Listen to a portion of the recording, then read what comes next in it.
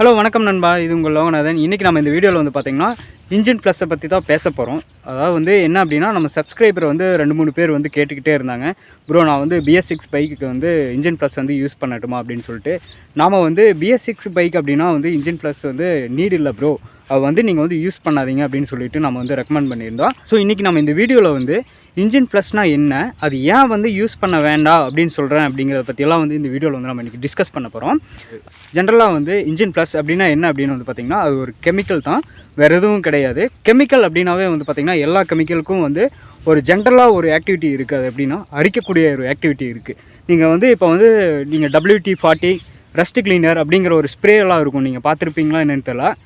Industry side use பண்ணியிருந்தீங்கன்னா உங்களுக்கு அது தெரியும். பேரிங்லலாம் நம்மளுக்குலாம் வந்து ரஸ்ட்டு ஃபார்ம் ஆயிரும், பேரிங் சுத்தவே சுத்தாது. அந்த இடத்துக்கெல்லாம் வந்து பார்த்திங்கன்னா நாங்கள் வந்து இந்த WD-40 அப்படிங்கிற ஒரு ஸ்ப்ரே வந்து யூஸ் பண்ணுவோம். அது என்ன பண்ணோம் அப்படின்னா, ஜஸ்ட்டு வந்து ஸ்ப்ரே பண்ணி விட்ருவோம். ஃபுல்லாக ஸ்ப்ரே பண்ணி விட்டுட்டு ஒரு 10 நிமிஷம் ஒரு 15 நிமிஷம் கழிச்சு அது ஐடியிலாகவே இருக்கும். நம்ம வந்து அதுக்கப்புறம் வந்து போய் பார்த்தோம் அப்படின்னா அதில் இருக்கிற ரஸ்ட்டு பூரா வந்து ரஸ்ட் அப்படிங்கிறது என்ன, அந்த இது சொல்கிற துருன்னு சொல்கிறோம் இல்லையா, அந்த துரு தான் வந்து நம்ம ரஸ்ட் அப்படின்னு சொல்லுவோம். ஸோ அதுக்கப்புறம் வந்து அது என்ன ஆகும் அப்படின்னா 10-15 நிமிஷத்தில் வந்து ஃபுல்லாக மெல்ட் ஆகி அது வந்து அப்படியே அந்த ஸ்ப்ரே தண்ணி மாதிரி வந்து கீழே விழுகிடும். கீழே வந்து பார்த்தோம்னா பூரா வந்து எடுத்துகிட்டு வந்துடும், அந்த துருவெல்லாம் எடுத்துகிட்டு வந்துடும். அதுக்கப்புறம் வந்து பார்த்தோம்னா அந்த பேரிங் வந்து ஓரளவுக்கு வந்து ஃப்ரீயாக சுற்றுறக்க ஆரம்பிச்சிடும். நம்ம வந்து ஆயில் போட்டு அதுக்கப்புறம் வந்து லூப்ரிகேஷன் கண்டிப்பாக கொடுக்கணும். லூப்ரிகேஷன் கொடுக்கல அப்படின்னா அது என்ன ஆகும் அப்படின்னா அது அப்படியே வந்து வியர் ஆகி அது அப்படியே ஸ்டக் ஆகிரும், யூஸே ஆகாம அளவுக்கு போயிடும். அதாவது வந்து இந்த ஸ்ப்ரே வந்து யூஸ் பண்ணிட்டோம் அப்படின்னா கண்டிப்பாக அதுக்கு அடுத்து வந்து பார்த்திங்கன்னா நம்ம வந்து லூப்ரிகேஷன் கொடுக்கணும். அப்படி கொடுக்கல அப்படின்னா அது வந்து வியர் அவுட் ஆயிரும், சுத்தமாக வியர் அவுட் ஆகி அது வந்து நீங்கள் மறுபடியும் யூஸே பண்ண முடியாது, அந்தளவுக்கு ஆயிரும். ஸோ அவ்வளோ டேஞ்சர் அது. அதெல்லாம் நாங்கள் பண்ணுவோம். இண்டஸ்ட்ரியில் வந்து நாங்கள் மெஷினரிஸ் எல்லாம் பார்க்கும்போது பேரிங்லலாம் வந்து ரஸ்ட்டு ஃபார்ம் ஆச்சுன்னா அதை க்ளீன் பண்ணுறதுக்கு WD-40 அப்படிங்கிற ஒன்று வந்து யூஸ் பண்ணுவோம். ஸோ அதே மாதிரி தான் வந்து பார்த்திங்கன்னா இந்த இன்ஜின் ப்ளஸ் அப்படிங்கிறது வந்து அதே ஒரு நேச்சர், அதே தான் சேம். அது அங்கே என்ன பண்ணுதோ அதே நேச்சர் தான் வந்து இது இன்ஜினுக்குள்ளே பண்ணுது. எங்கே இதை யூஸ் பண்ணுவாங்க அப்படின்னா, நீங்கள் பழைய இன்ஜின்லலாம் வந்து பார்த்திங்கன்னா கார்பன் கண்டென்ட் வந்து கார்பன் டெபாசிட் அப்படின்னு சொல்லுவாங்க. நம்ம வந்து ஏர் ஃபியூல் மிக்சர் வந்து கரெக்டாக போயிருக்காது, அதனால் வந்து அதிகமாக வந்து புகை வந்திருக்கும், நம்ம ஸ்பார்க் ப்ளக் வந்து போயிருக்கும். இதனால் வந்து அதிகமாக உள்ளே வந்து கார்பன் ஃபார்ம் ஆகிருக்கும். அது வந்து ஹெட்டில் வந்து அப்படியே கூடு கூடாக கட்டிகிட்டு இருக்கும். ஒரு சில இடத்துலலாம் வந்து ஆயில் சர்க்குலேஷன் வந்து ரொம்ப வந்து ஸ்ட்ரைக் பண்ண மாதிரி இருக்கும். இன்ஜின் ஹீட் வந்து அப்நார்மலாக இருக்கும், அதிகமாக போகும். அந்த இடத்துல வந்து நம்ம வந்து இன்ஜின் தான் கழட்டி வேலை செய்யணும். ஸோ நம்ம வந்து டெம்பரரியாக ஓட்டுறோம் அப்படின்னு சொல்லிட்டு என்ன பண்ணலாம் அப்படின்னா, நம்ம பழைய ஆயில் இருக்குல்ல, ஆயில் மாற்றுறதுக்கு முன்னாடி அந்த ஆயில் கூட வந்து மிக்ஸ் பண்ணுவாங்க. இந்த அடிட்டிவ் மிக்ஸ் பண்ணிட்டாங்க அப்படின்னா அது என்ன ஆகும் அப்படின்னா, ஆயிலில் வந்து அப்படியே வந்து கலந்துரும். இது கலக்கக்கூடிய தன்மை உள்ளது, ஏகமே வந்து கலந்துரும். ஸோ அது ஆயில் கூட சேர்ந்து அது வந்து சர்க்குலேஷன் ஆகும்போது அது என்ன பண்ணும் அப்படின்னா, இருக்கிற அந்த கார்பன் டெபாசிட்லாம் வந்து அரிச்சு எடுத்துகிட்டு வந்துடும், உருக்கிடும். அதுதான் வந்து அதோட நேச்சரே அதுதான். அரிச்சு எடுத்து மெல்ட் பண்ணி கொண்டு வந்து பாட்டமில் வந்து அந்த ட்ரெயின் சொல்கிறோம் இல்லையா, அந்த ஆயில் ட்ரெயின் ஓப்பன் பண்ணுவோம்ல, அதில் வந்து சேவ் ஆயிரும். ஸோ அதுக்கப்புறம் நாம் என்ன பண்ணோம் அப்படின்னா, ஒரு 10 நிமிஷம் வந்து இதை வந்து ஆயில் சர்க்குலேஷன் ஆகிற மாதிரி பைக் வந்து ரன் பண்ண விடலாம். அதுக்கப்புறம் வந்து அந்த ட்ரெயினில் வந்து ஸ்டோர் ஆயிரும். அந்த ட்ரெயினில் ஸ்டோர் ஆனதுக்கப்புறம் நம்ம வந்து அதை ஓப்பன் பண்ணி விட்டோம்னா எடுத்துக்கலாம். பட் ஏன் வந்து நம்ம வந்து இதை வந்து யூஸ் பண்ண வேணாம் அப்படின்னு சொல்கிறோம் அப்படின்னா, இது வந்து கெமிக்கல் அடிட்டிவ் இல்லையா, இதோட நேச்சர் என்ன அப்படின்னா எல்லாம் அரிக்கக்கூடிய தன்மை உள்ளது. இது வந்து இதுக்கு வந்து கார்பன் அப்படிங்கிறதும் தெரியாது. நம்ம இந்த பேக்கிங்லாம் யூஸ் பண்ணியிருப்போம். நம்ம பைக்கில் வந்து இந்த சைடில் கிளச் கேஸ் பேக்கிங் நம்ம லாஸ்ட்டாக வந்து ஒரு சர்வீஸ் பண்ணோம் இல்லையா, அதிலலாம் அந்த கிளச் கேஸ் பேக்கிங்லாம் போட்டிருப்போம். அந்த ஒரு பேப்பர் மாதிரி வரும், அதுதான் வந்து பேக்கிங் சொல்லுவாங்க. ஸோ அந்த பேக்கிங்லாம் என்ன பண்ணோம் அப்படின்னா அரிக்கும். ஆயில் எங்கெங்கெல்லாம் வந்து சர்க்குலேஷன் ஆகுதோ அங்கெல்லாம் வந்து ஒரு மூவிங் பார்ட்ஸ் கொஞ்சம் கொடுத்துருப்பாங்க. அதில் வந்து நம்மளுக்கு எக்ஸிஸ்டிங்காக ஆயில் வெளியில் வராமல் இருக்கிறதுக்கு ஒரு ஆயில் சீல், ஒரு லப்பர் புஷ் மாதிரி ஒன்று கொடுத்துருப்பாங்க.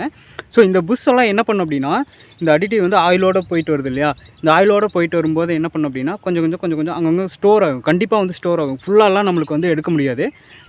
2-3 டைம் நீங்கள் வந்து ஆயில் வந்து திருப்ப மாற்ற தான் வந்து நம்ம வந்து ஃபுல்லாக வந்து அந்த அடிட்டிவ் எல்லாம் வெளியில் வர மாதிரி ஆகும். ஸோ அங்கங்கே ஸ்டோர் ஆகும்போது என்ன ஆகும் அப்படின்னா, லைட்டாக அரிச்சு அந்த இது வந்து லப்பர் புஷ்ஷெல்லாம் இருக்குல்ல, அதெல்லாம் வந்து லைட்டாக அரிச்சிடும். நீங்கள் வந்து இன்ஜின் ப்ளஸ் வந்து அடிக்கடி யூஸ் பண்ணும்போது இந்த ஆயில் சீல் வந்து போயிடும், அங்கங்கே வந்து ஆயில் லீக்கேஜ் ஆகிறதுக்கு ஆரம்பிக்கும், இந்த பேக்கிங்கும் வந்து அரிச்சிடும். ஸோ இதெல்லாமே நடக்கக்கூடிய சான்சஸ் வந்து அந்த இன்ஜின் ப்ளஸில் வந்து இருக்குது. ஸோ நீங்கள் புது வண்டிக்கு அப்படிங்கிறத வந்து பார்த்திங்கன்னா மேக்ஸிமம் அவாய்ட் பண்ணிடுங்க. இப்போ BS6 அப்படிங்கிற போது வந்து பார்த்தோம்னா நம்ம கார்பன் டெபாசிட் அப்படிங்கிறது வந்து ரொம்ப கம்மியாக தான் இருக்கும் ஜென்ரலாக. ஏன்னா வந்து அட்வான்ஸ்டு டெக்னாலஜிஸ் நம்மளுக்கு வந்து பார்த்தோம்னா இந்த ஸ்மோக்கிங் இதெல்லாமே வந்து கண்ட்ரோல் பண்ணிட்டாங்க.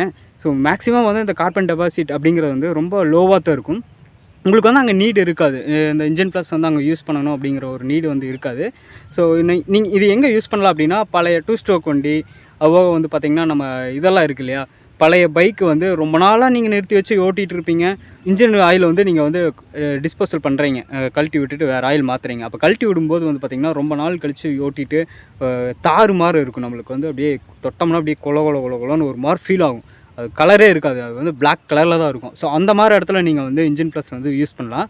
அதுவும் வந்து என்ன பண்ணணும் அப்படின்னா, லைட்டாக அந்த பழைய ஆயிலே சர்க்குலேஷன் பண்ணி ஓட்டிட்டு, சர்க்குலேஷன் முடிஞ்சதுக்கப்புறம் ஒரு சர்க்குலேஷன்னா எவ்வளோ நிமிஷம், ஒரு 10 நிமிஷம் தான் மேக்ஸிமம். அதுக்கப்புறம் வந்து யூஸ் பண்ணவே கூடாது. அதுக்கப்புறம் யூஸ் பண்ணால் என்ன ஆகும் அப்படின்னா, இன்ஜினோட பிஸ்டனுக்கு வந்து லூப்ரிகேஷன் வந்து சுத்தமாக போயிடும். இது நீங்கள் ஊற்றுனீங்க அப்படின்னா ஆயில் வந்து கிட்டத்தட்ட வந்து லூப்ரிகேஷன் வந்து ரொம்ப விஸ்காசிட்டி குறைஞ்சிரும். அது குறைஞ்சதுக்கப்புறம் என்ன ஆகும் அப்படின்னா, சர்க்குலேஷன் ஆகிட்டு தான் இருக்கும். அது போய் அரிச்சிட்டு வர இதெல்லாம் வந்து ஸ்டோர் பண்ணிகிட்டு இருக்கும். ஸோ இந்த பிஸ்டன் வந்து மூவ்மெண்ட் ஆகிட்டு இருக்க வந்து என்ன ஆகும் அப்படின்னா, அந்த லூப்ரிகேஷன் குறைஞ்சிருச்சு அப்படின்னா அவங்களுக்கு வந்து ஹீட்டிங் அதிகமாக இன்ஜின் வந்து சீஸ் ஆயிடும். அதுக்கப்புறம் வந்து நீங்கள் யூஸ் பண்ணிங்க அப்படின்னா, ஒரு 10 மினிட்ஸ்க்கு அப்புறம் யூஸ் பண்ணிங்க அப்படின்னா. போன வீடியோவில் அதுக்கு முந்தின வீடியோ ஒன்று போட்டிருப்போம். ஸ்ப்ளெண்டர் BS6க்கு வந்து ஆயில் சேஞ்ச் பண்ணுற போது அந்த சர்வீஸில் எல்லாம் க்ளீன் பண்ணி அந்த ஆயில் ஃபில்டர் இதெல்லாம் வந்து க்ளீன் பண்ணி போட்டிருப்போம். ஸோ இந்த மாதிரி விஷயங்கள் நீங்கள் பண்ணவே வந்து உங்களுக்கு வந்து மேக்ஸிமம் அந்த கார்பன் டெபாசிட் எல்லாம் ஃபார்ம் ஆகிறது, நீங்கள் வந்து அந்த ப்ளஸ் யூஸ் பண்ணுறது, இந்த தேவைகளெல்லாம் இருக்கவே இருக்காது. ஸோ நீங்கள் வந்து நம்ம சொன்னோம் இல்லையா, ஒரு 2 சர்வீஸ் இல்லைனா 3 சர்வீஸ்க்கு ஒன்ஸாவது வந்து நீங்கள் அந்த கிளட்ச் கேஸை கழட்டிட்டு அதுக்கப்புறம் வந்து நீங்கள் வந்து அந்த க்ளீனிங் பண்ணிவிட்டு அந்த பேக்கிங்கெல்லாம் புதுசு போட்டு மாட்டிட்டீங்க அப்படின்னாவே உங்களுக்கு வந்து இன்ஜின் லைஃப் வந்து சேஃபாக இருக்கும். ஸோ அவ்வளோதான், இந்த வீடியோ பொறுத்த வரைக்கும் அவ்வளோதான். ஸோ தேங்க்யூ ஃபார் வாட்சிங். நீங்கள் இன்னும் நம்ம சேனலை சப்ஸ்கிரைப் பண்ணாமல் இருந்தீங்கன்னா சப்ஸ்கிரைப் பண்ணிக்கோங்க. அதுபோக உங்களுக்கு நிறைய டவுட் இருந்ததுனாலும் வந்து நீங்கள் கமெண்டில் கேளுங்க, நம்ம அதை பற்றி வந்து ஃபர்தராக வந்து டிஸ்கஸ் பண்ணுவோம்.